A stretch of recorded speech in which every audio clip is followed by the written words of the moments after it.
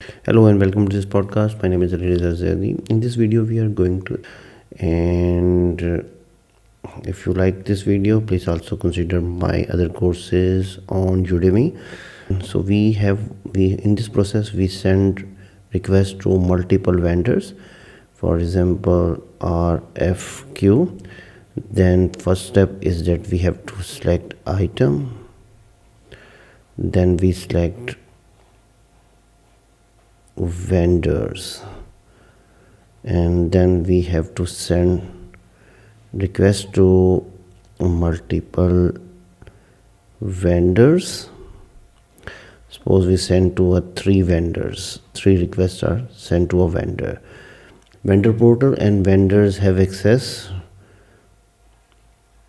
one, and then they can directly reply to this acquisition. Otherwise purchaser can get the information through email, through phone call, and update this request.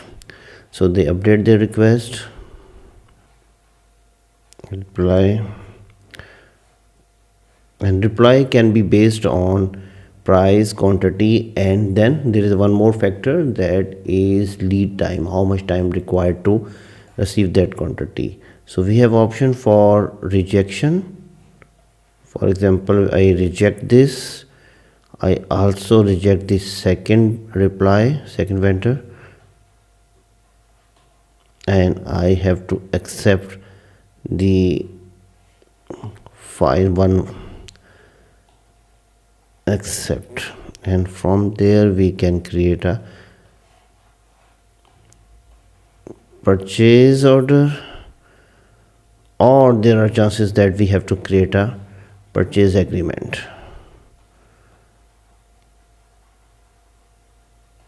So this is the whole process for purchase requisition, and let's see how we can replicate into a D365 Finance and Operations. So at the time of recording I am using the 10.0.46 version and update 17. So request for quotation is available into procurement and sourcing module, and here is request for quotation. So request for quotation is a part of purchase requisition. So we can also use it independently, and in this video we are going to use it independently. So I am going to create all purchase requisitions.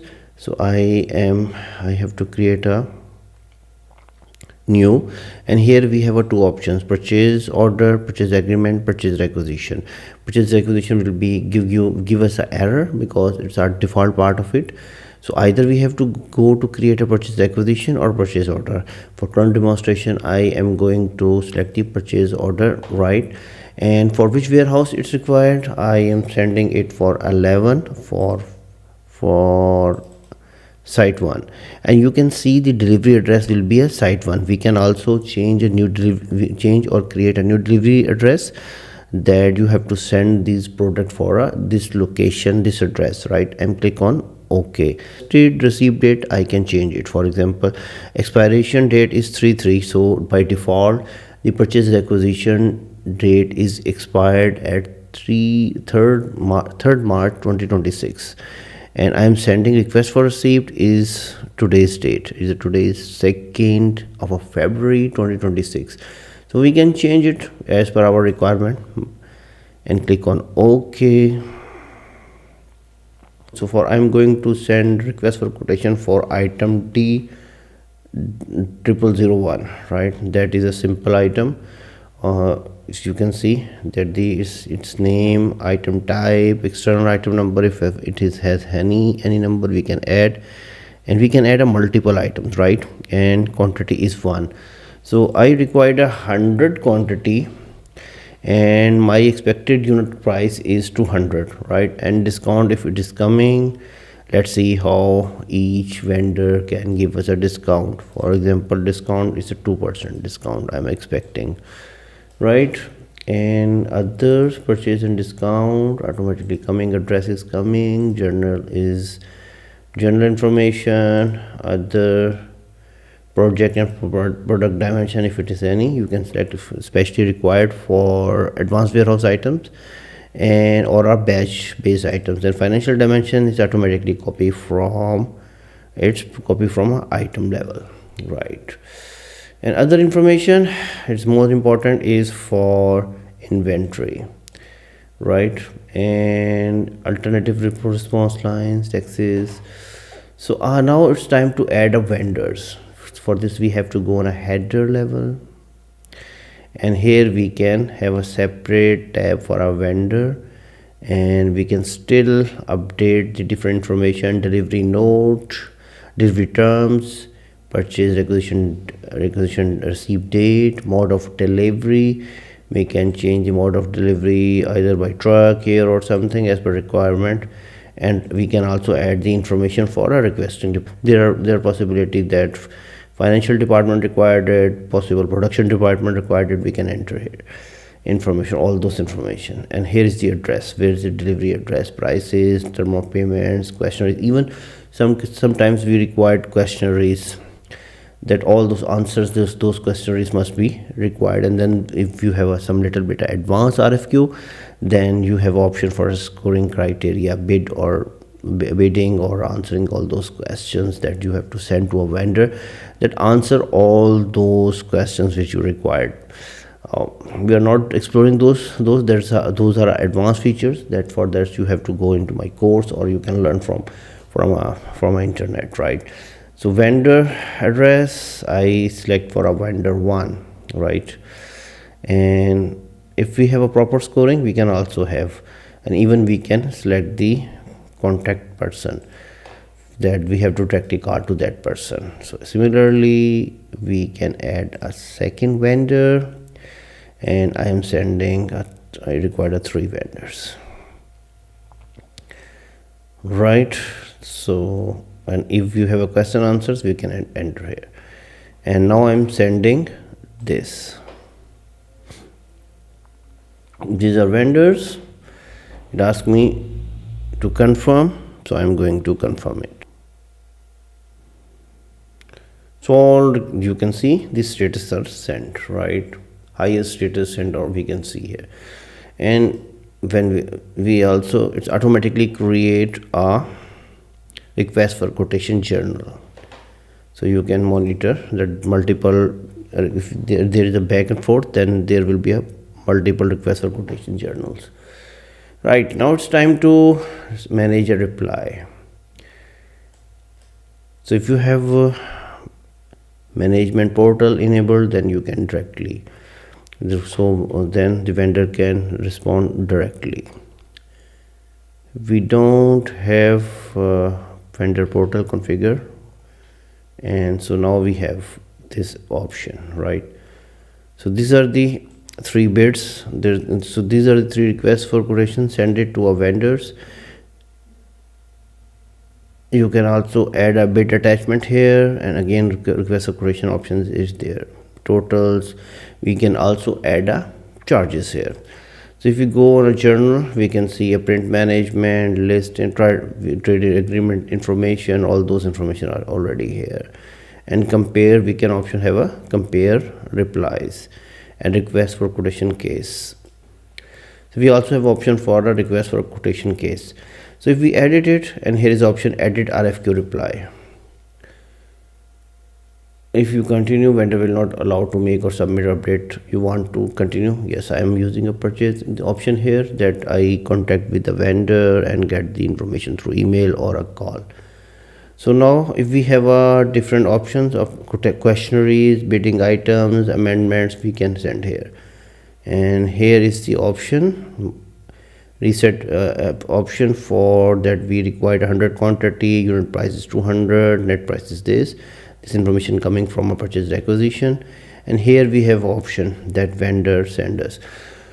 So he sent me that I can give you 180 price, and after that I can give you a 3% discount. And but again we have a problem that I can send you into a 10 days after confirming the purchase order. And if there is items vendor item number, we can update here. right? And he also mentions us that this request is validated where effective date, so start it from today, and expiration date will be 6. Before 6 we have to confirm him that we are going with you or not, right? And after we have a few information that we can see RFQ attachment, we can add a RFQ attachment, we can add a bid attachments if required, and we have option for submit or decline. And if we want, while entering we forget something, we can reset from a RFQ. So I'm going to submit it.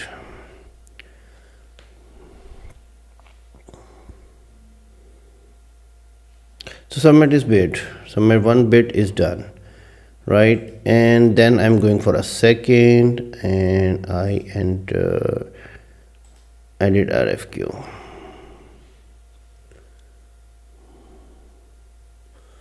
Here the similar way, he can also give me the quantity is 170 and 4% discount, but his lead time is 20 days, which are more than my expectation. And he also mentioned me that effective date starting from today and expiration date is 4th or this Wednesday. Give me a 2 days to confirm this bid, otherwise this will be a no more effective.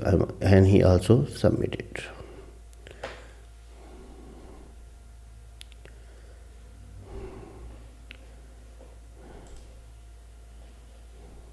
And the third one we directly reject. He said I am not able to deliver this, so he declined the request.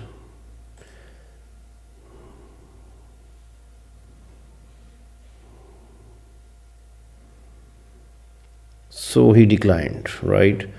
Here we have received, we have now option that either we have to reject, accept, or return. In the return case, we again coordinate with him that required more understanding. So I'm going to accept it, and for accepting we have also options that we have a different reason, we have a price, miscellaneous lost, and we send into a price, right? The reason is priced, and we can also add some kind of a comment. And I'm going to accept this request. It asks me to confirm it. There are multiple options to print out it, that we can print it. I'm going to confirm this.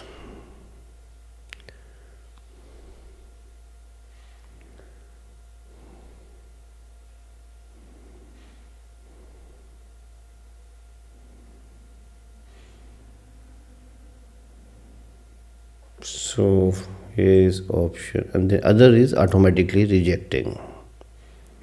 So I'm rejecting it. Request for quotation process in D365 Finance and Operations, and from here we can move forward. Thank you for watching. See you in another video. If you go Udemy, I also create a one course on Udemy. Then more courses are coming. So if you like this video and you want all processes in more detail, so please refer my courses.